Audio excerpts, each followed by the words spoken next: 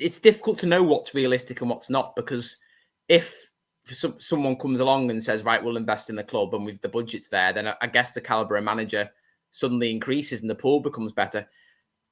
Like, people talk about style of play. In terms of getting fans on side and creating a siege mentality, I personally think the Cowley brothers would be ideal. Now, whether Mark Palos is willing to give up what they would probably want in terms of the backroom staff, and I know this, they like a backroom staff and quite a big backroom staff and stuff. Probably not. I just think I look at what they did at Lincoln, and people can say they got backed, but when they walked in, they changed it around. They got backed, but they made an FA Cup quarter final. I think that they reached the EFL Trophy final. I don't know if they won that. Promotions. Okay, recently, they kept Huddersfield up, and it didn't work out at Portsmouth. But Tranmere aren't going to attract a manager that's got a perfect CV. In terms of, I just think if they came in, I think they've been complimentary in the past about Tranmere fans. I remember a game against Lincoln, and they said, I think we won 1-0. I think Norwood scored.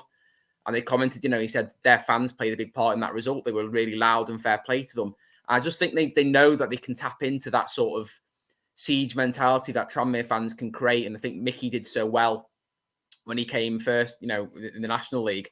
I think they could repeat that. I really do. I don't think it's necessarily a hoofball style of play that they get accused of. I think they just get it forward quickly.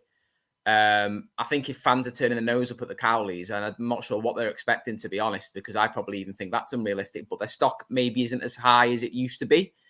So I wouldn't completely rule it out. They would be my ideal.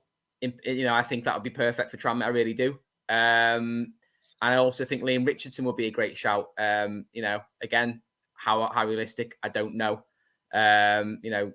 Left Wigan, it's a bit of a basket case club at the moment. But we've got them promoted when they had points deductions again.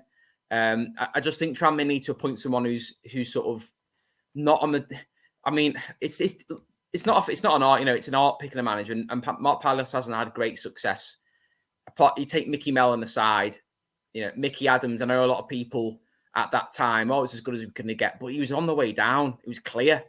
Mike Jackson was never going to work. I said as much at the time. I just thought it was safe, and I know people say he deserved his chance, but I never really liked that sort of appointing a number two. And obviously we all know about Keith Hill. Arguably, Keith Hill might have got promoted if Vaughan had stayed fit, to be fair, but the connection with the fans just wasn't there. So, again, without knowing budgets, Cowleys would be my ideal. Realistic, Clint Hill, I think, would be.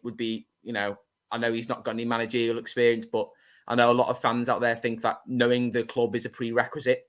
They'd like someone who knows the club. Well, Clint Hill knows all about the club. I think he'd certainly inject some passion. A young coach.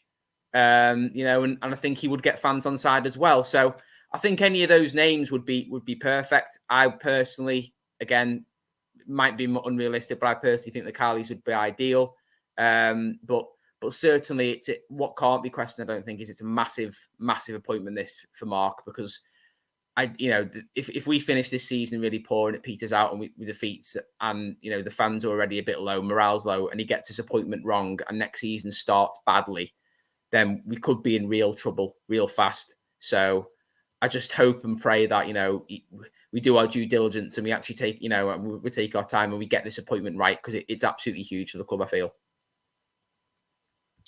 Yeah, agree with Paul on a lot of those things. I said, I got absolutely lambasted for it. I said Mickey should have gone after the Leyton Orient FA Cup game.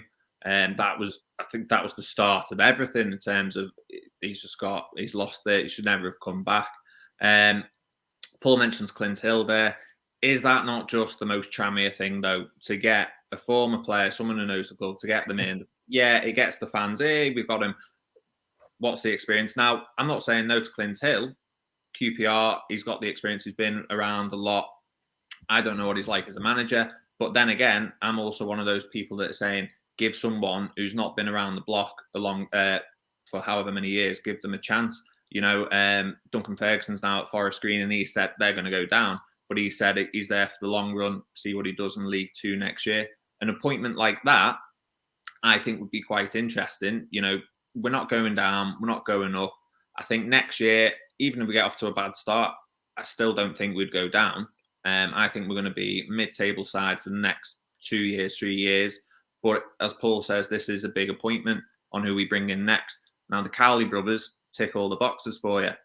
There could be a lot of other clubs, though, come the end of the season who might be looking at that, wanting to get them involved. So do you act now, or like we were saying before, do you wait, see what happens at the end of the season? It's one of those things where Palace has got to make a decision on what he wants to do.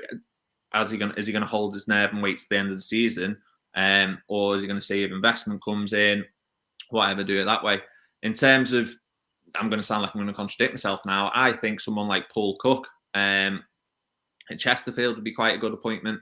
Now, I know he's probably quite similar to Keith Hill, and Keith Hill did what he was required to do. He got us into the playoffs. The problem for Keith Hill was that he suddenly had to go at the fans, and you're never going to win. It doesn't matter which club you are and who you are, you're never going to win against the fans, because the fans will turn up every week and they'll be there 10, 15, 20 years later. Managers can come and go. So I think your Cowley brothers would be at the top of the list, I think, for a lot of fans. I think if Paul's going for Clint Hill, personally, I would say no, because it's just a very, very Tranmere thing to do, and look how that always works out.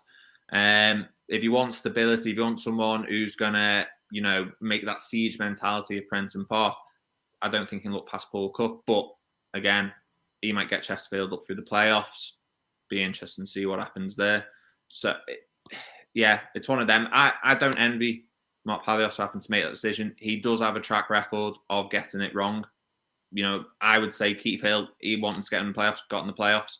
So he's got one right. Other than that, you can't get it wrong all the time. Due to the laws of probability, surely the next appointment will at least be an improvement.